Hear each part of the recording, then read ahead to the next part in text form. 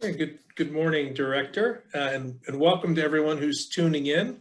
We're a minute or two before 9 o'clock. I'm Evan Pratt, the chair of the Dam Safety Task Force. We're going to give it another couple of 3 minutes as people are still tuning in here, but just bear with us for a couple of minutes. For those who have just tuned in a minute or two ago, the way we're going to offer everybody an opportunity for comment, just so we can get to everyone, is either raise your hand, use that feature if you're familiar with it, or type something in the chat box. If you do are calling in from a telephone, you'll be able to use the *6 button to raise your hand. And we'll just give it a few minutes for people to tune in. I'll go over those instructions again. We will be allowing a comment period of about 2 minutes per person, or I'll just say 2 minutes per person, and we'll have a timer. I'll go over this again, but if you do have some thoughts or comments, sometimes it's helpful to jot down some notes as it's coming to your turn, just so you'll be able to get all your thoughts out there.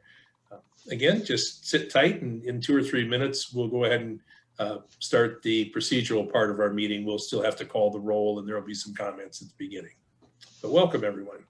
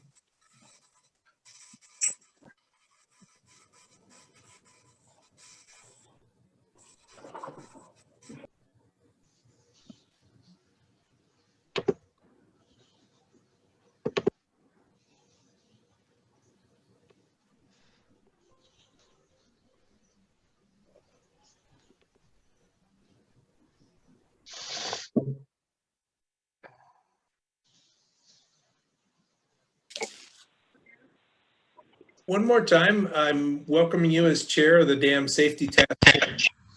We do still have people tuning in, so if you can hit your mute button as you tune in, that's going to help us all out. Thank you very much. And we're going to go ahead and take the roll at the beginning of the meeting here. So I know people are still tuning in, but I think as we get settled in, we'll be able to move forward with our public comment here in 3 or 4 minutes. So I will ask our secretary, John Broshak, to just check on who is here from the task force. I know not everyone was able to make it, but this meeting will be recorded. So John, are you able to go ahead and do that? Yes, good morning, everyone. So I'll go ahead and read through the full roll, and we'll validate which of the task force members were able to join us today. So starting with Director Ajaba. Ed Wayfrick with Michigan Department of Transportation, sitting in for Director Ajaba, and I'm in DeWitt, Michigan.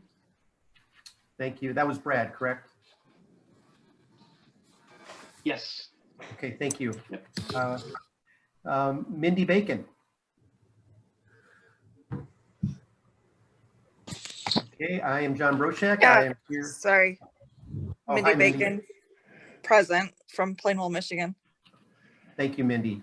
I am John Broshak, the secretary. I'm in Wayland, Michigan. Brian Burrows. Weekly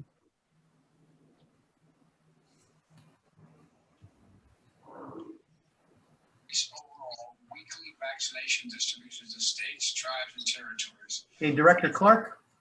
Doses to a minimum of Morning. 10 doses. Starting next week. Thank you. Director Eichinger. Present. Thank you. Brett Fessel. Good morning, Present. Thank you. County, Michigan. Dr. Holgren. Morning, John. Marty Holgren from Manistee, Michigan. Thank you, Marty. Dr. Infante. Present from Lansing, Michigan. Thank you. Douglas Jester. Present from East Lansing, Michigan. Good morning. Jim Kochever. Morning, all. I'm here from Ishpeming, Michigan. Good morning. Paul Maloka. Present from Ann Arbor, Michigan. Tanya Kozlowski. Present from East Lansing, Michigan. Good morning. Evan Pratt had started our meeting and is present. Bill Rustum. Bill Rustum here from Alden Township, Ingham County, Michigan. Morning, Bill. Commissioner Scripps.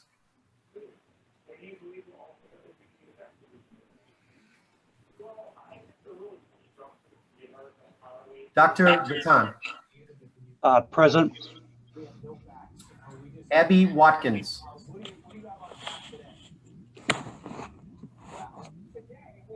And Glenn Wazorek. Here in Ann Arbor. Good morning. So Evan, I did not hear Commissioner Michigan Dam Scripps, Safety Taskforce. Abby Watkins, and I was unsure about Brian Burrows. There was some background noise. Okay.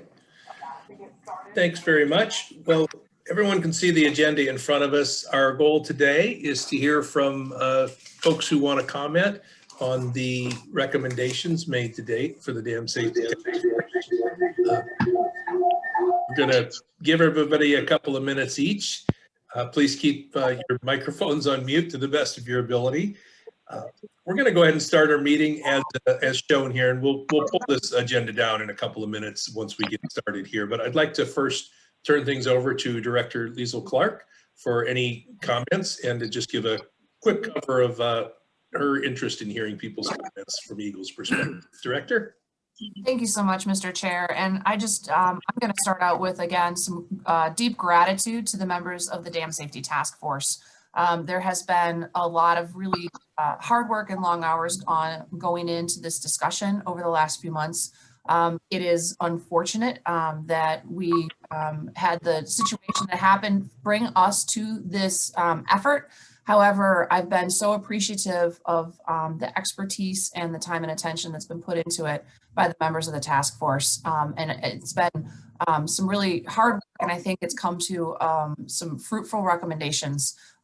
From the department perspective and from the state of Michigan perspective, there are already components of this work that we've worked to move forward, and we're excited to see what recommendations come out of the council and then work on pieces that we can do from an administrative perspective, and then partner closely with our colleagues of the legislature in order to changes. And I have had some recent conversations with members of the legislature and feel really hopeful that there's going to be some good opportunity to improve the structure of the program, oversight and enforcement, and some of the other things that are called out in the course of this work. So again, appreciative to the task force members and very appreciative to the public that have joined us for many of these meetings.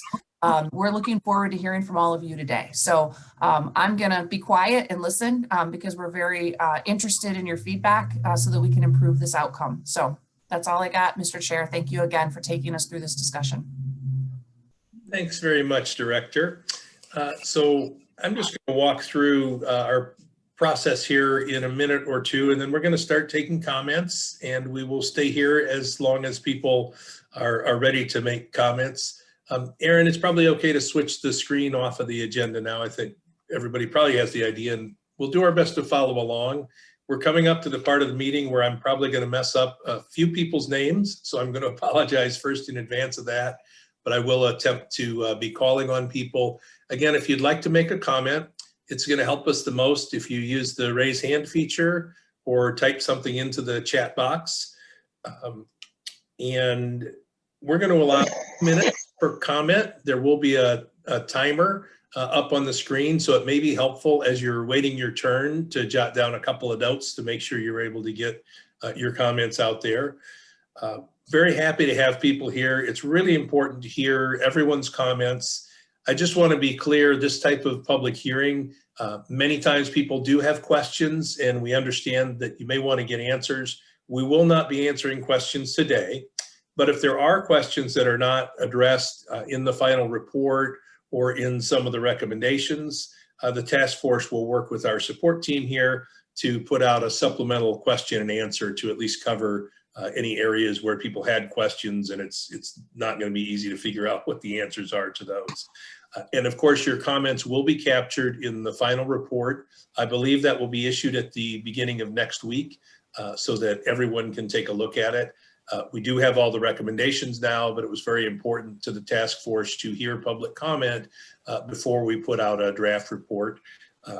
We certainly expect to hear comments from folks that probably are covered in items, but we're also listening very carefully. If we've missed something, if there's something that people just are not comfortable about yet, we've got our ears open for that, and we would make sure and address that between now and when a report is issued early next week.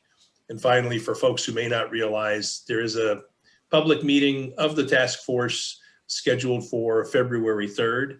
There is information on the dam safety website at Eagle about how you can tune into that meeting.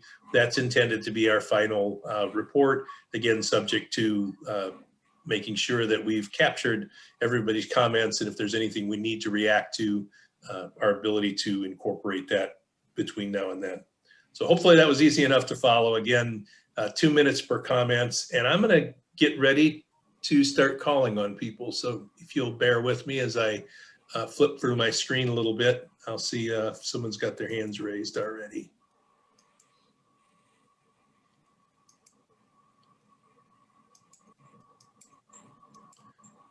Got about 100 participants tuned in for those who can't see that already. So can you please say where your hand raises? Nobody can see that.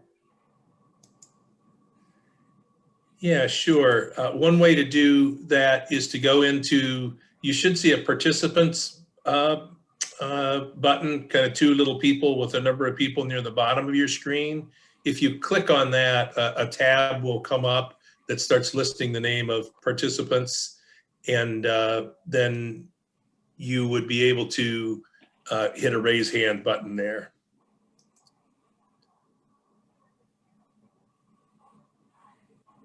And I do see a comment here. I'm seeing a couple of hand raises, but I do see a comment that there was an opportunity for folks to email or communicate ahead of time. I do not have that list, so I'm wondering PSC or Eagle staff if we do have a list of folks who already made note that they wanted to comment. Yeah, I don't believe that we have a list according to like people going first. I think that people could submit comment in addition. So yeah, we can just suggest to those people that they raise their hand and they'll be called on. Okay, sounds good. Well, we've got a few coming in, so I'm going to start right off the bat on my screen, and I apologize because there aren't last names for everyone. I see that an individual named Kelly has a hand raise up. So if you'd like to go ahead and comment if you think that's you. If we've got 4 Kellys, then I'll sort that out. All right. Hi, my name's Kelly Bax in Coleman, Michigan. I have a place on the Tobacco River in Gladwin County. My question is you're currently taking down the Tobacco Dam 16 to 20 feet. And I want to know what your end process is for that dam. Are you going to then return that dam to the legal lake level that was established in May of 2019 by Judge Karras to the legal lake level, or do you plan on going against his jurisdiction and lowering it to 16 to 20 feet and leaving it there? All right, thank you, Kelly, and kudos to Kelly. I forgot to mention that when it is your turn to comment, if you can start with your name and where you're calling from, that would be very helpful. So good job, Kelly, on that one. And as we mentioned, some of the questions are covered in some of the material that's available online. Next, Dave Passig. I'm sorry, you weren't done, Kelly? My apologies.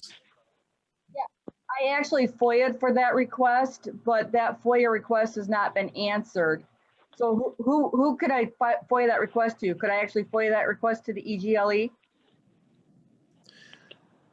That's my understanding. That would be the best bet. If you've made a FOIA request to Eagle, there is a procedure and process and time frame for them to respond.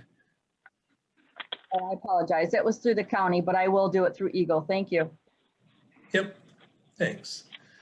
Can I get an answer to this question, or is this I'm sorry. As I before mentioned at before as I mentioned at the beginning, this is not a question and answer session. We will be taking comments. I do not have the answer to that off the top of my head. In the interest of allowing everyone who's come here to comment an opportunity to comment, we typically do not do a back and forth in a public comment session. Thank you. Okay, I will give you my contact information so that you can answer it. Feel free to put that in the chat box. We've got to move on to the next commenter at this time. Thank you. Dave Pasek has his hand up. So Dave, if you'd like to let us know where you're calling from and what your comment is, we'd appreciate it. Hi, thanks. This is Dave Pasek. I live in Midland, Michigan. And I'm a resident who was unknowingly in the Sanford Dam inundation zone, and my home and my neighborhood was significantly impacted by the failure of the dams. There are two key areas that I feel are missing from the recommendations. One is dam inundation zone communications.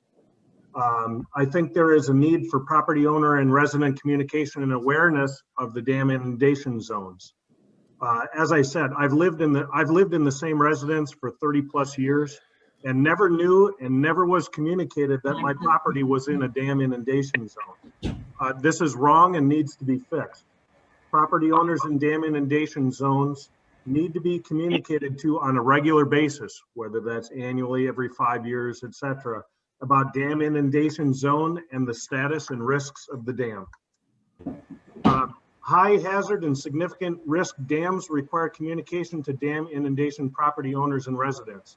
If a high hazard exists, the dam owner and EGLE should be communicating regularly to the inundation zone residents on the high hazard risk status and the plans and timing to resolve the issue. This should happen annually at minimum, and presumably a high risk issue should be resolved within 1 year and not the 20 plus years as the case for the Boyce owned dams. The second major issue I think is missing is dam owner liability and insurance and economic incentives to fix the issues. You state in recommendation 17 that dam owners will be required to maintain insurance to cover any and all liabilities that would occur from catastrophic failure of the dam. I don't believe this addresses the issue adequately. I don't know how practical and how significant a change this is. It's my understanding that Boyce Hydro only had $3 to $5 million of insurance for a dam failure that resulted in 150 plus downstream. Could Boyce Hydro have been able to afford 150 plus million of insurance when they claimed they couldn't afford to even fix the dams? Now, the solution to that, I believe economic drivers should be put in place to incentivize dam owners to correct the issues. Dam liability insurance rates and coverage should be tied to upkeep and maintenance risk ratings. Namely, that if inspections are good and dam is in good shape, then the dam liability insurance should be lower, both from a premium standpoint and a total liability coverage amount. And if poor inspections occur, dam liability insurance coverage requirements should increase and premiums should also increase. By having a system with increased insurance liability costs and maintenance and risk increases, you give the dam owner financial incentives to improve and fix the dam. Thank you. We've run out of time here, so I appreciate your comments. You're welcome. We're going to move on to the next commenter. Next, from the chat box, Tim Doherty. Oh. Tim, are you out there? Yeah, I'm here. Thank you. I am seeing a pattern already that everybody thinks that, first of all, there needs to be some kind of accountability, especially when we have private companies owning public infrastructure. I don't know how the United States government or the state has ever allowed an LLC to own infrastructure and not have it insured in case it fails. To me, that's just a travesty. But the other side of my comment basically is all of this is a moot point if we don't have some kind of enforcement. Without the ability to go in and actually force somebody to update a dam, because Boyce was warned for 10 years that the dam was going to fail. And now everybody's acting like, oh, look what happened. The dam failed. Well, of course it did. They were told to inspect and repair the dam for 10 years, and they ignored that because they said they didn't have enough money. Well, at some point, enforcement should have stepped in and either forced the repairs or forced the inspection and then the repairs. But we all knew that the dam was old and was going to break at some point. So that's what really irks me, is that, you know, we're all out our lake, but it comes down to, oh, you've got a federal government with no enforcement. And that's where the whole problem started. Thank you for having this meeting today. I appreciate the ability to be able to speak. Thank you. We appreciate your comments. I'd also like to mention that Eagle staff are kind of keeping an eye on this. I see they've already put out a link to the website where there is some information about ongoing efforts. So if people want to keep an eye on that chat box for any feedback that Eagle is able to offer today, it looks like they are going to try to at least answer some of the simple questions where we may have already answered something. I'm going to move on. The next commenter that I see, and I apologize because this isn't a name, I see ALGEDICKS, so I'll say Algedix.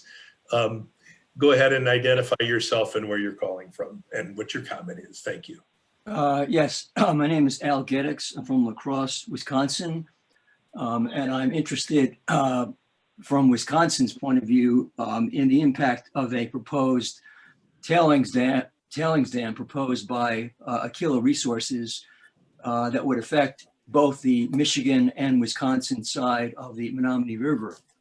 I realize that the main focus of the task force has been on hydroelectric dams, and I think you've done a great job of indicating some of the unassessed liabilities and responsibilities of hydroelectric dam owners. All of the reservations the task force has had about hydroelectric dams go 100 times greater for tailings dams, because tailings dams are, first of all, larger than hydroelectric dams.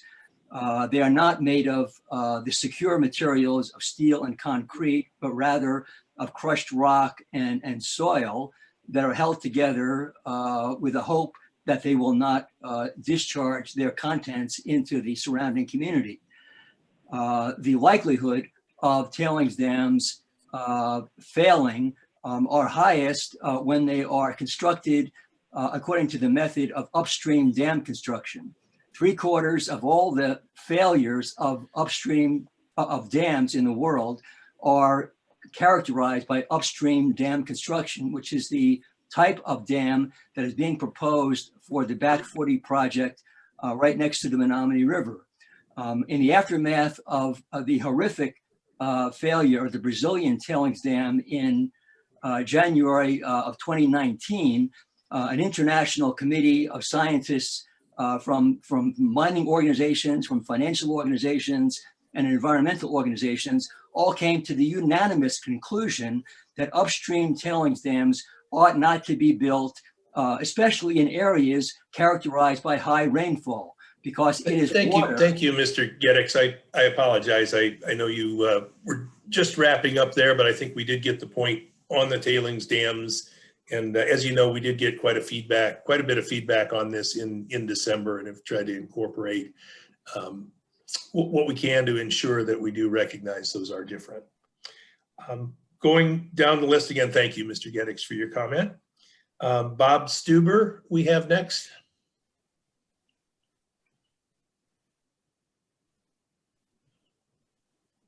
Oh, Bob, I think you're muted there. Got it. Thank you. My name is Bob Stuber, and I'm the Executive Director of the Michigan Hydro Relicensing Coalition. The coalition's member organizations are Anglers of the Au Sable, Great Lakes Council of Fly Fishers International, Michigan United Conservation Clubs, and the Michigan Council of Trout Unlimited. First of all, the coalition wants to thank Eagle for its leadership in this effort and the task force for their work in the development of the recommendations. The coalition supports the provisions outlined in the draft recommendations. However, the coalition notes that most of the regulations are regulatory or structural in nature, that being changes to the institutional structure of dam safety management at Eagle. And the coalition feels that approaches to addressing dam safety compliance issues from the hydropower industry also need to be developed. This approach has been effectively used in the forest management industry to encourage compliance with best management practices for the protection of water quality.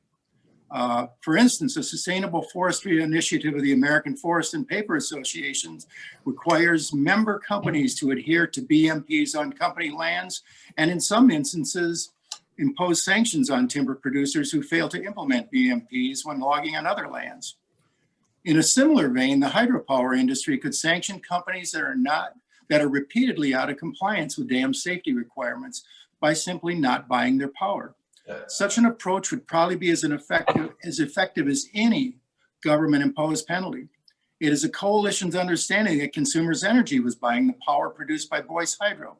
The coalition wants to emphasize that it is not condemning consumers for this. However, the coalition is asking Consumers Energy and its hydropower industry counterparts to demonstrate similar leadership with safety-related compliance issues in like fashion as the forest products industry has done with BMP compliance.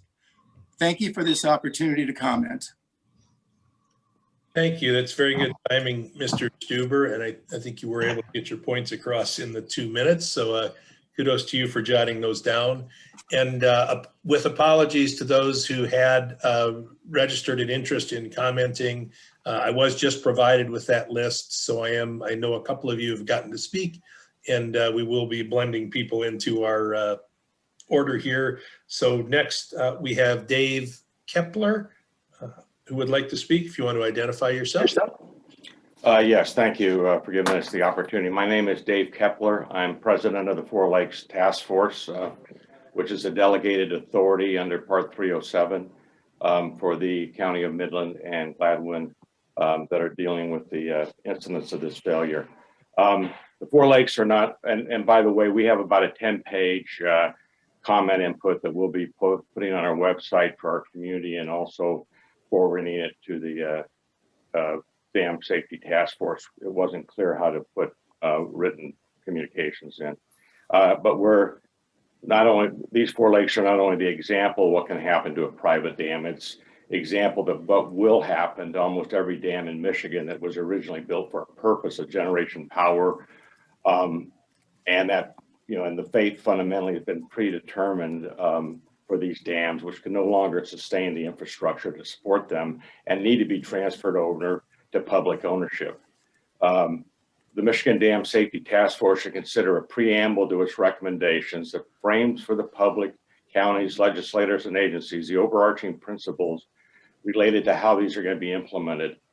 We think the task force has overlooked the fact that Part 307 is the exclusive statutory basis for the governance of lake levels, and it provides a model for ensuring the financial stability and environmental sustainability and safety of the dams. The lake communities need to be an active stakeholder in the dam safety program, not as just but being an active member through community councils to dam owners. So we would suggest that the state considers requiring private ownership to have a community advisory board to be able to understand and be engaged in major repairs and compliance issues and be prepared for the eventual turnover of the dams.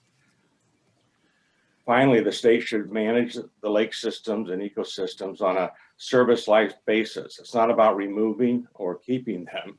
It's about sustaining them. Part 307 ensures a process that frames collaboration and outcome-based risk management. We hope you read our recommendations. We are dealing with a significant challenge here, not only to respond to this issue, but we are rebuilding our dams in the process that we think is a model to look at. We specifically Thank you, Mr. Kepler. I think we're out of time here. I apologize that it's a short no problem. time frame. Thanks for your time. Yes, and as Mr. Kepler mentioned, I apologize. I didn't say up front that written comments are welcome as well. I know a couple of minutes is really a short time for some people to put their thoughts out there. I know I tend to think out loud and and have trouble with timeframes. So Eagle staff has put an email address in the chat box if you do want to get written comments in there, if you feel like you just weren't able to get your point across in this format. We're welcome to take those. Love to see those this week. If you do have written comments, again, just so the team working on the report can capture all of those for purposes of the final draft of the report that this task force is going to be seeing soon. Next on our comment list, we have Horst Schmidt. Horst, if you'd like to jump on and let us know where you're calling from, if you're representing a group or. Good morning, Horst Schmidt. I'm from the Holton area and president of the Upper Peninsula Environmental Coalition. I support the statements made by Professor Kadix regarding tailings dams, since this is our primary concern up here with the possibility of mines being opened in the future. So I won't belabor the point, as you pointed out, but I do want to point out that there needs to be a periodic test of the dam safety program, similar to what was done when they did a test on the straits to see what kind of response could be undertaken if there were to be a spill of oil in the under the straits of Mackinac.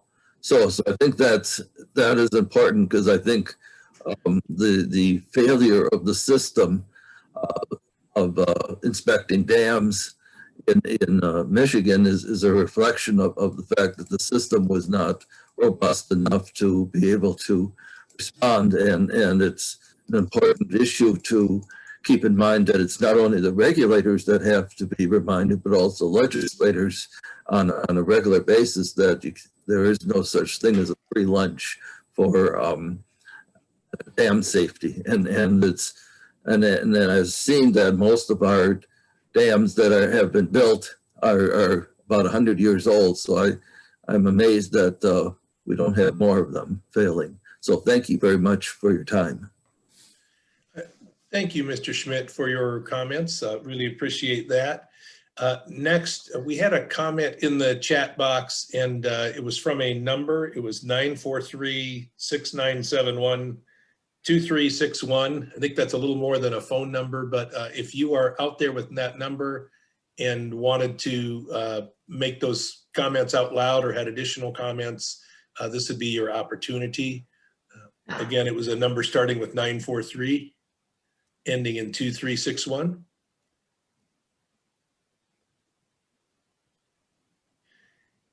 If not, I'll just go ahead and comment. What I see in the chat box is this commenter has indicated that they would like to see authority and accountability tied together, and is concerned about the liability comments that are in the recommendations as far as holding the state of Michigan and employees harmless from dam failures is basically the comments, and is seeking more accountability in our recommendations. So one last chance from the number ending in 2361, if there was anything you wanted to add to those comments. This is Gary Hardy, and I was the one who submitted that comment. Oh, okay, great. And Gary, you're on the list too, so go ahead and take your couple of minutes here. Well, I believe you summarized it well. In two places in the recommendations, in section 2 and in section 3, it does refer to the state of Michigan and its employees being immune from liability. I believe the tragedies of the Edenville and Sanford dam failures have taught us that those in authority must be held accountable. The failures of these two dams resulted from a lack of accountability by FERC, by the state of Michigan, and by the dam owner.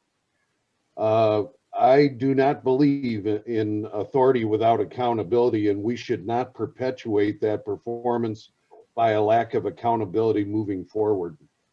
And that's all I have. Great, thank you for clarifying that, and also for clarifying where the comments came from. I appreciate it, Mr. Hardy.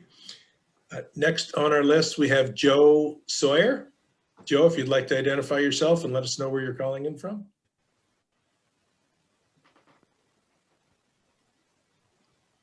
You may be on mute, Joe. We're not hearing you quite yet.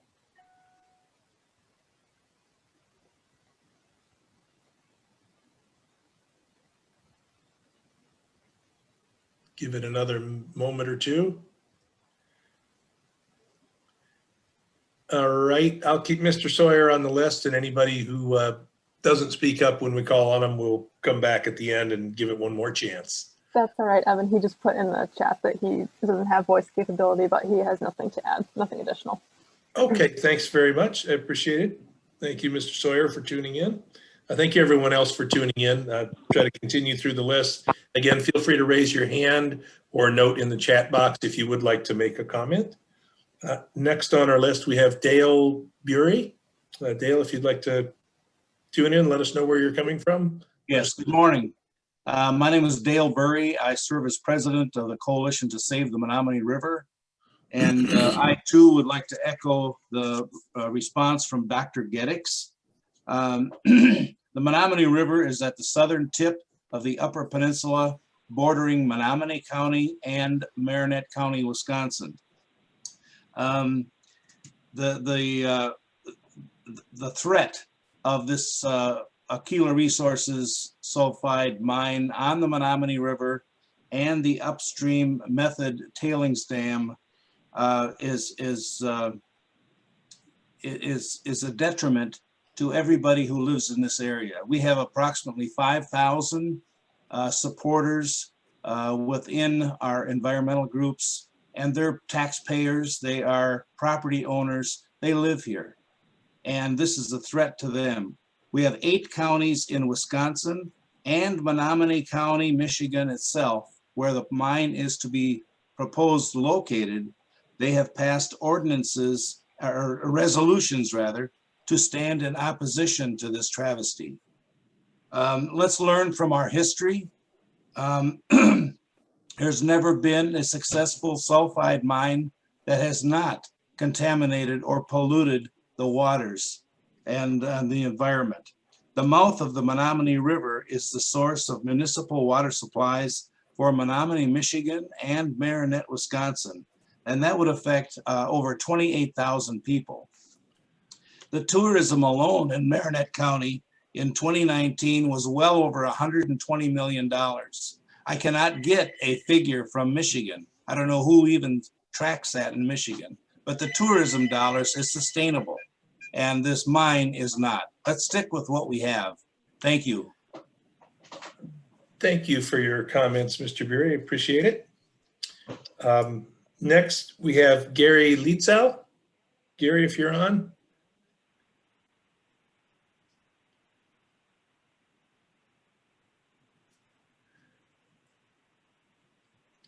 Gary, you may be on mute if you're commenting. We'll give it another couple of minutes and then, or a couple of seconds and come back. Gary Lietzow. Sorry if I'm butchering the name.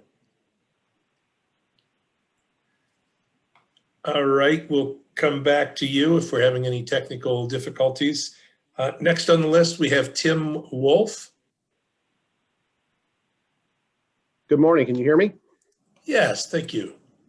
Good morning, thank you for the opportunity to comment. My name is Tim Wolf, I'm the village manager of Lake Isabella on the Chippewa River here in Isabella County. I'd like to briefly comment on 3 of the proposed recommendations and also offer a recommendation that I would hope you would consider in your final report. First, regarding recommendation number 16, regarding the proof of financial responsibility or security to ensure the continued safe operation of a dam. Many communities like ours that have a legal lake level have a special assessment district created that helps us ensure the long-term ability to maintain our dam and also the lake level. Where I would hope that the task force would look at a recommendation for the legislature is that special assessment wording should also being able to fulfill the back end obligation of what the recommendation says, where it talks about removal and site restoration at the end of the current license. I would think that many of the existing special assessment district languages that talk about maintaining the normal lake level probably would not be able to meet that threshold for the site restoration at the end of the license. That would be one area where I would hope that there could be some type of legislative fix that would encompass not having to reopen special assessment districts to make that a solution for communities. I also think that recommendation 26F with changing the design flood rating is long overdue. That's something that needs to be done over a measured period of time, where adding capacity to spillways and dams is not something that can be done oftentimes in a short period of time. So I'd ask that the state look at a measured approach to implementing that. And lastly, I'd like to encourage to have Eagle create a document clearinghouse similar to what Treasury has done for local unit financial documents, where communities could go and find all dam related documents on a simple, easy to use portal on the state's website. Thank you for your time. Thank you, Mr. Wolf. Good, insightful comments from a dam owner. Appreciate that. And I can say those are definitely things that we did discuss in the task force process here. And if you do want to put anything in writing, again, if anyone who wants to put anything in writing, there is an email address to put written comments to Eagle, and those will be reflected in our final report. Next on the list, we have Michael Rapanos. Michael, if you're out there, if you'd like to identify yourself and let us know where you're calling from and what you'd like to say.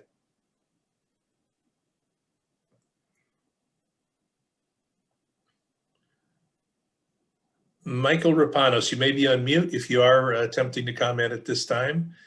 Give it a couple of more seconds here and come back to you if we don't get you on. Can you hear me? There he is. Good morning. My name is Michael Rapanos, Midland, Michigan. My concern would be with items 30 and 31 of your recommendations, where you have initiate the ability to have an emergency order to abstain from any court order. And my concern is this last incident already went through the government and went in front of a judge, and it still didn't get handled properly. How could you be assured that human catastrophe doesn't hold more weight than maybe an animal or a species like the mussel? And I know the intention is great, but here's an example where it actually didn't happen. And like I said, it progressed all the way up to a judge, and nobody found the damage, the catastrophe outweighed the mussel's survival. And that concerns me. I hope they put more weight on that and determine what's more important, a failure of a dam versus a species. And that's my comment. Thank you for hearing me. Yeah, thank you very much. Next, we've got a hand raised from a Dave B as in boy. So good morning. Dave. Yeah. Good morning. Can you hear me? Dave Barron, O'Connell County. Dave Barron, O'Connell County, Wisconsin. I'm with Save the Menominee River Coalition. Well, as I listen to different government departments, all the government departments are full of policies, and they like to write up these policies. But when you ask them about who has the authority, none of them claim to have authority because it's not their jurisdiction. So in Upper Michigan, where mining has always been, seems to be a part of its economic history, my concern with the tailing dams is what is the risk value of a sulfuric mine location that it can outweigh regular metallic mining safety.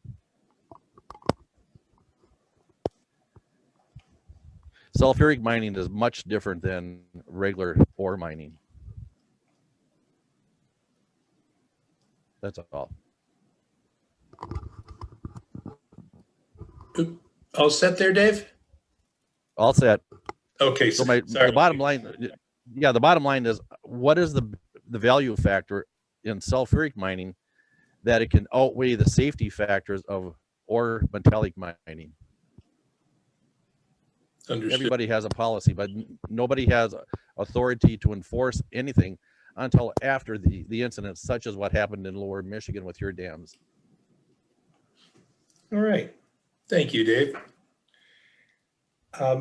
Next, I'd like to double check and see if Gary Lietzau is on the line. We did note that he had requested to speak ahead of time, so just double checking on that. Gary, if you're out there and want to identify yourself.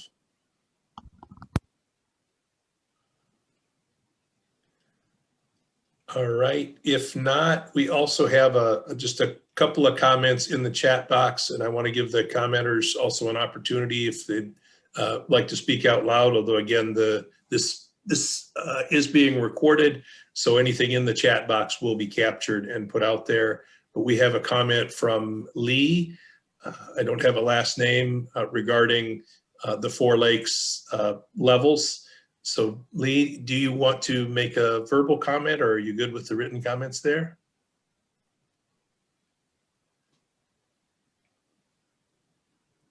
All right, I see he says nothing to add in the comment as well. Apologies for that, Lee.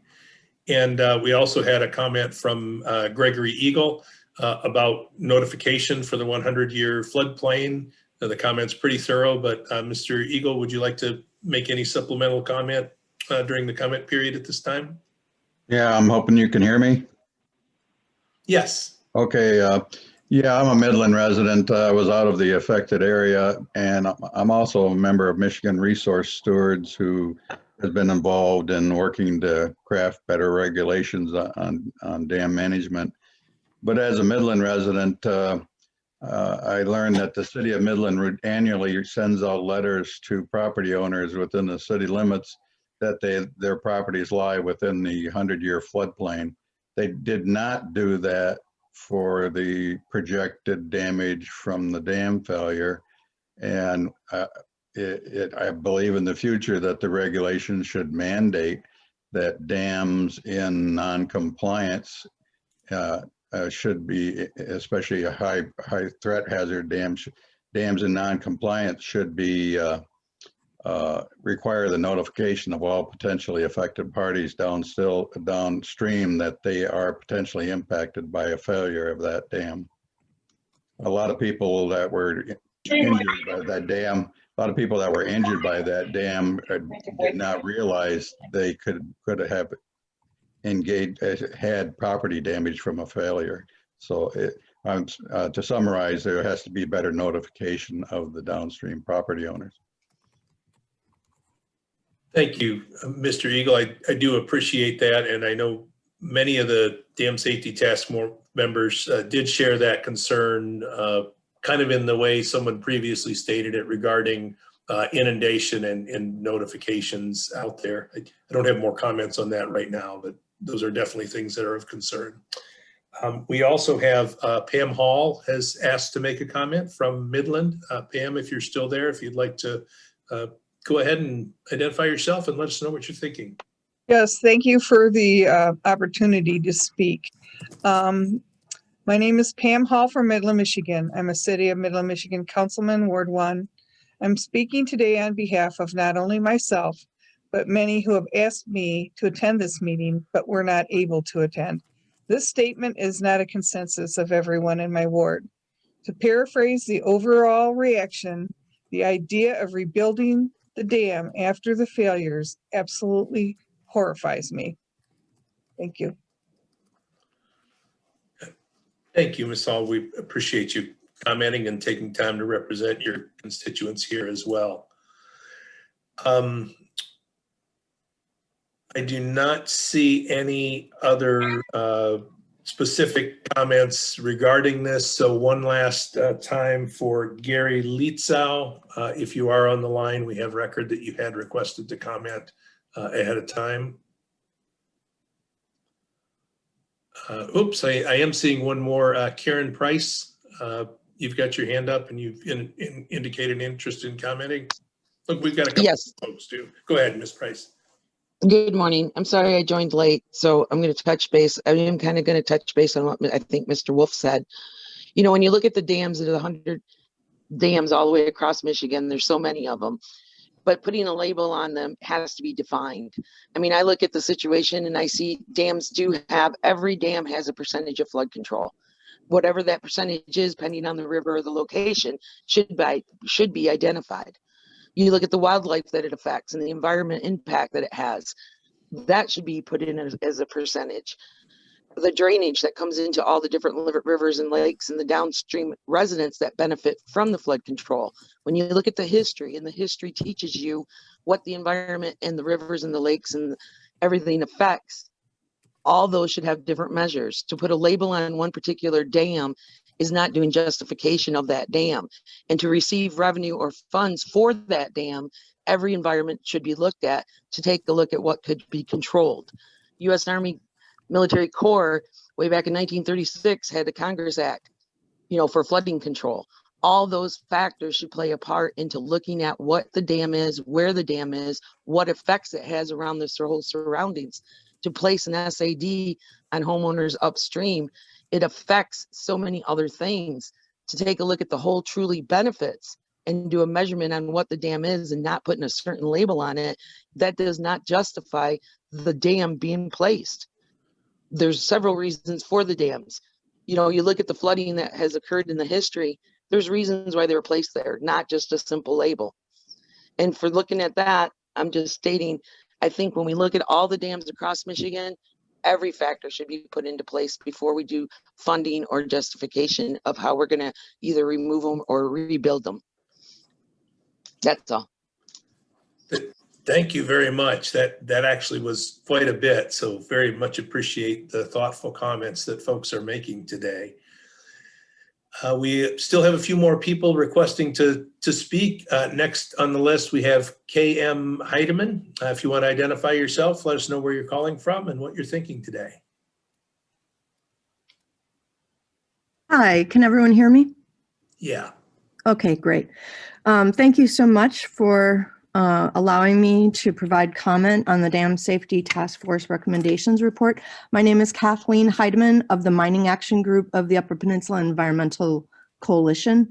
I have read the report and the previous recommendations, and I applaud the committee for expanding the number of full-time staff in the dam safety program. Likewise, I appreciate that you've strengthened the criteria for safety reviews of all dams in Michigan, especially the high hazard dams, noting that they should be reviewed on an annual basis at a minimum. I think that's important. Once again, though, I urge the task force to include some additional specific recommendations addressing tailings dams operated by the mining industry in Michigan. The report fails to mention tailings dams at all, or the mining industry specifically. The report's licensing and ownership item 16 and legislation and authority item 36 require that dam owners provide proof of financial security to ensure the safe operation and maintenance, and then quote, and removal and site restoration at the end of the current license unless the dam is issued a new license. That is not in keeping with tailings dams, which at the end of their licensure may just remain on the landscape indefinitely filled with tailings waste. There's no way to enforce those two for tailings dams. Under addressing public awareness, item 84 suggests dam safety 101 awareness seminars every 2 years to appropriate support staff, public officers, attorneys, and then it says that that might include cross-training with other divisions. Staff from other divisions that are involved with dam-related projects. While cross-training opportunities are fine, we suggest that Part 315 permits for tailings dams should actually include a multidisciplinary permit review team using staff from multiple divisions. That is done in Part 632, and I encourage that that be adopted for Part 315. The report failed to mention dams created in the upstream design at all, and dam construction methods are not addressed in the report. Given the special hazards posed by the storage of toxic mine waste, upstream dams should not be used in Michigan, and we repeat our request that Michigan ban the use of upstream dams and phase out the high hazard upstream dams over time, because tailing dams cannot be drawn down to ameliorate the risk of a dam breach, which is also identified in this report as one of the ways of ensuring safety for dams in Michigan.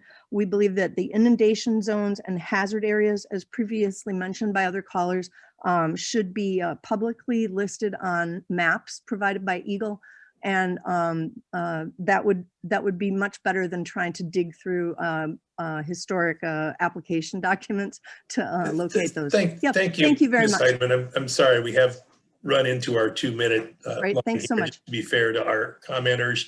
It sounded like you might not quite have been done, and it sounded like you may have written that out. So if you'd like to submit that that would be very helpful.